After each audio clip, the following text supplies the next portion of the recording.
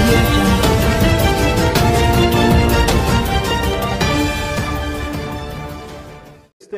దీని ఒక సక్రమమైన అవగాహనతో కూడిన ఒక అందరికీ అవగాహన కల్పించవచ్చనే ఉద్దేశంతో దీన్ని పెట్టడం జరిగింది.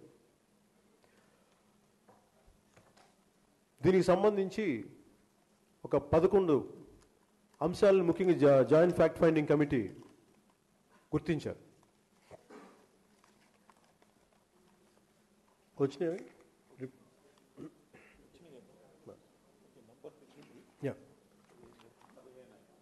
ఆల్మోస్ట్ అంటే ముఖ్యంగా అంటే ఏవైతే ఏపీ రీఆర్గనైజేషన్ యాక్ట్లు చాలా ఉన్నాయి, కానీ వాటిని ముఖ్యంగా ఏవైతే వెంటనే ప్రభావితం చేస్తాయో,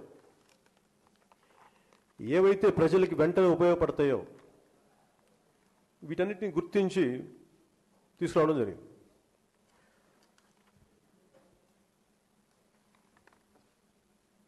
దీంట్లో ముఖ్యంగా special category status to Andhra Pradesh. ఈ స్పెషల్ కేటగిరీ స్టేటస్ వల్ల మామూలుగా సెంట్రల్ ఫండ్ చేసే స్కీమ్స్కి 60%, 40% అలాంటి వాటి మధ్యలో 90% సెంట్రల్ ఫండెడ్ లాగా ఉండేలాగా ఇట్లాంటి, అలాగే ఆ డీటెయిల్స్ అన్నీ మన ఎక్స్పర్ట్స్ ద్వారా వింటాను. బట్ నాకు బేసిక్గా అనిపించింది ఏంటంటే దీంట్లో మొదటి ఎలక్షన్స్ అయిపోయినప్పుడు మొదటి 100 రోజులు ఫస్ట్ 100 days ఇది ఎవరిని డిస్టర్బ్ చేయకూడదు, ఎందుకంటే ఇప్పుడిప్పుడే సెటిల్ అవుతున్నాం అని చెప్పి కామ్గాను నేను వెంటనే స్పెషల్ కేటగిరీ స్టేటస్ ఇచ్చేస్తాను అందరిలాగా నేను కూడా నమ్మాను. కానీ 100 రోజులు అయిపోయిన తర్వాత ఇప్పుడిప్పుడు సర్దుకుంటున్నాం అన్నారు. మొదటి సంవత్సరమే కదా అని 1 సంవత్సరం గడిచిపోయింది. సంవత్సరం తర్వాత ప్రజలు చిన్న అసహనం బయలుదేరింది, దీని మీద ఏం మాట్లాడతారని చెప్పి.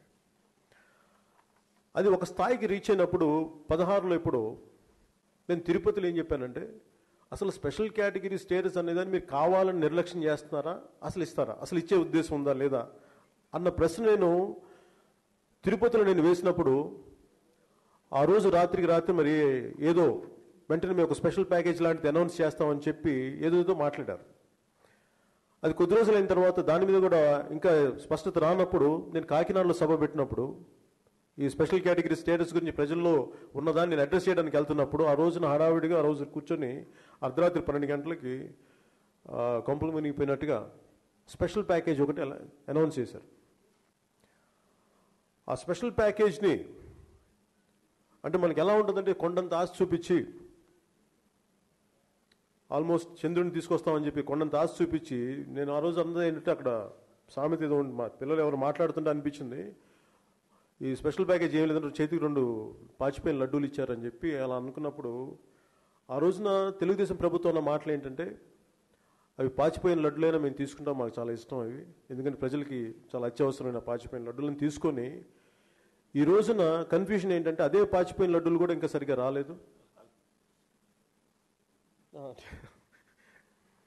అవి కూడా అంటే అవి కూడా ఇవ్వలేదు ఈ రోజుకి కూడా. అంటే ఫర్ ఎగ్జాంపుల్ స్పెషల్ ప్యాకేజ్ సంబంధించి. అలాగే స్పెషల్ కేటగిరీ స్టేటస్ అనే ఒక పదం ఏమైపోయిందంటే, చిన్నప్పుడు నేను ఛత్రపతి శివాజీ కథలు చదువుకున్నప్పుడు ఆయన కోటని దాడి చేయాలంటే ముందు ఒక ఉడుముకి కొంచెం తేనె రాసి కోటపైకి పంపించేవాడు, దాన్ని నడుము తాడుగట్టి అది పైకి వెళ్ళిన తర్వాత దాంతోపాటు మిగతా వాళ్ళందరూ పాకిన తర్వాత కోటలో వెళ్ళిపోయిన తర్వాత దానికి అట్లీస్ట్ తేనె పెట్టేవాళ్ళు దాన్ని చేసిన కృషికి. రాష్ట్రం విడగొట్టిపోయినప్పుడు ప్రజలందరికీ చెప్పింది ఏంటంటే, మీకు స్పెషల్ కేటగిరీ స్టేటస్ ఇస్తామని చెప్పి ఒక తేనె రాసి వదిలేశారు.